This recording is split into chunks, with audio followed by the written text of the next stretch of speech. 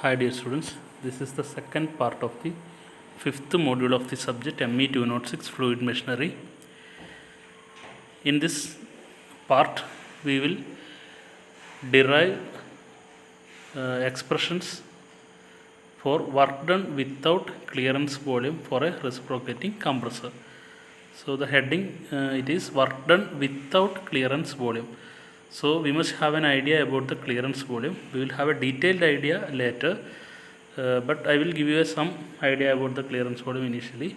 Clearance volume is nothing but during the operation of the reciprocating compressor, what we are assuming is the piston will be moving up to the till the top dead center of the cylinder. But actually what happens is the valves are fitted at the top portion of the cylinder, so the piston should not strike with the valves, so some space is left in between valve and the topmost position where the piston can reach. That small volume is called the clearance volume. So some space is left there. So actually what happens is whatever air is compressed is discharged after the compression. Still some amount of air will be left there in that small space, which will be expanding during the next stroke. So in this case, while deriving this equation and all, we are not considering the clearance volume. So without considering the clearance volume, we are deriving all these equations.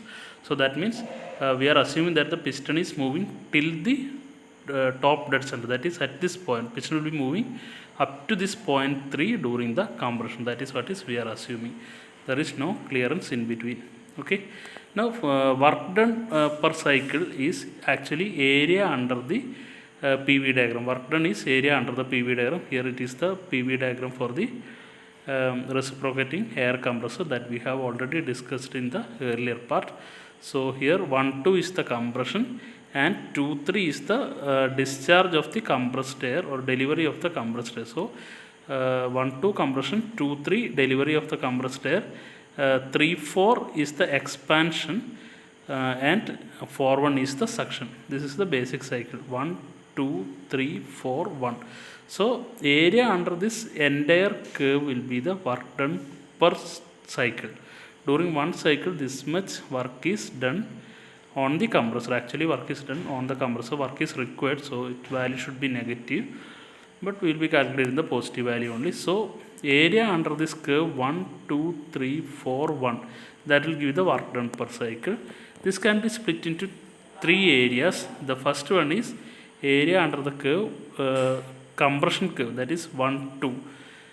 1, 2 is the compression curve. So the area under the compression curve is 1, 2 BC.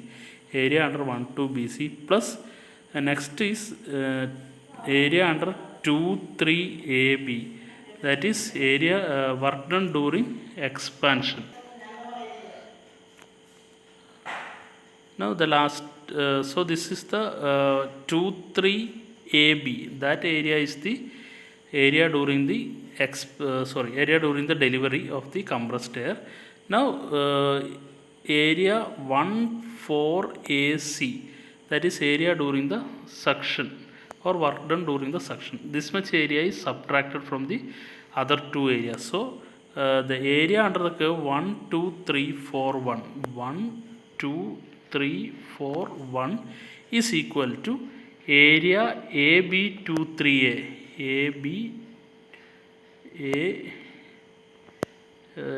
B23A, this area, plus area BC12B, area BC12B.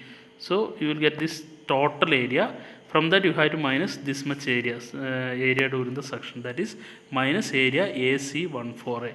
AC14A, that much area you have to subtract. Now you can see this area is actually a rectangle.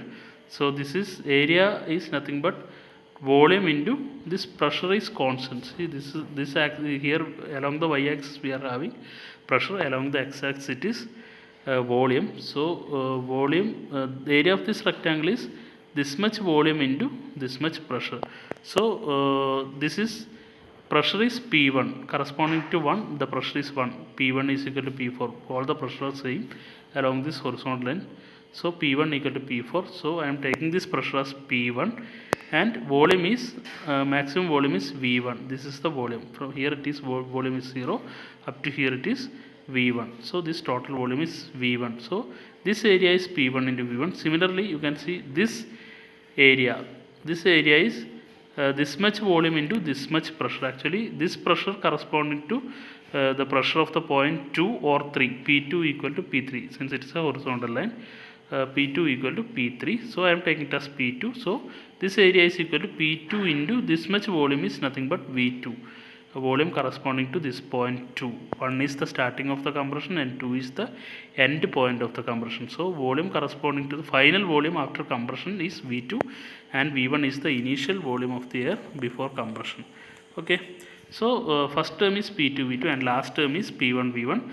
So in between we have to find some expression. Area of BC1 2B, BC1 2B. For this area we have to find some expression. This area purely depends on the type of the compression. Actually, three types of compressions are there. First one is isothermal compression. In that type of compression, the general thermodynamic relation to be satisfied is PV is equal to constant. If the product of pressure into volume is constant for all the state, then that type of compression is known as the isothermal compression, or temperature remains constant.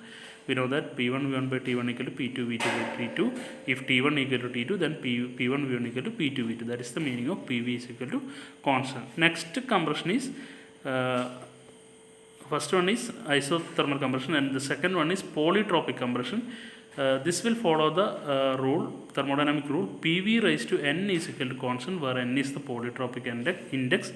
And the last one is isentropic compression, where the same thing is there. Instead of N we are having gamma, that is PV raised to gamma equal to constant, where gamma is the isentropic index for isentropic index. Gamma is called the isentropic index, and gamma is equal to 1. The value of the gamma is 1.4 if it is not given in the problem. So usually we will take it as gamma equal to 1.4.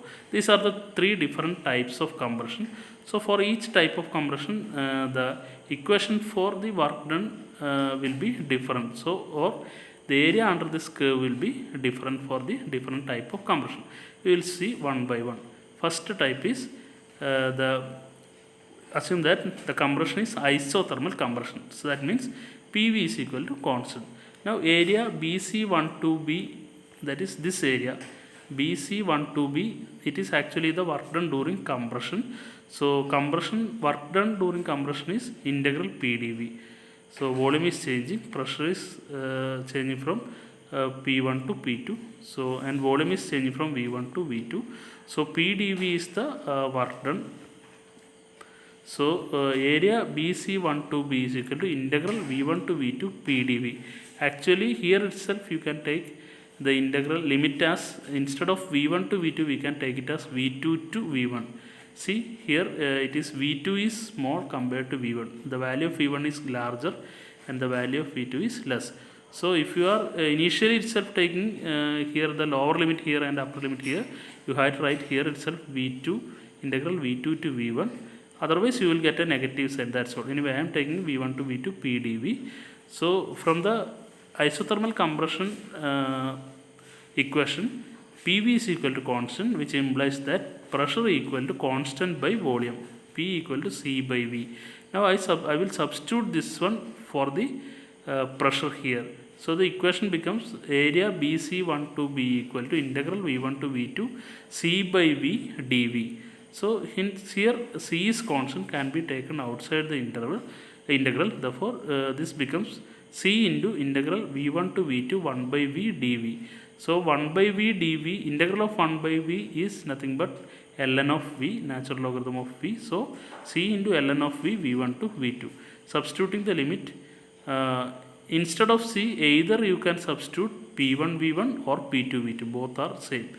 So I am taking here as P2 V2. Instead of C I have substituted P2 V2 ln. On substituting the limit you will get V1 by V2. Okay, that is the final expression, P2 V2 equal to ln V1 by V2. Actually it is ln, if you are substituting limit exactly, what happens is ln v2 minus ln v1, that is actually ln v2 by v1. It should be ln v2 by v1, but here here you are getting it as v1. I am writing it as v1 by v2. The reason is v1 is greater than v2.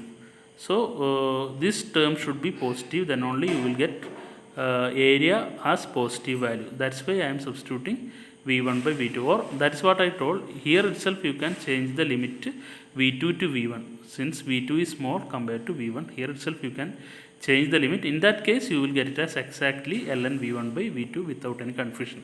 Otherwise you can write as v1 to v2 here, and finally you can change this value.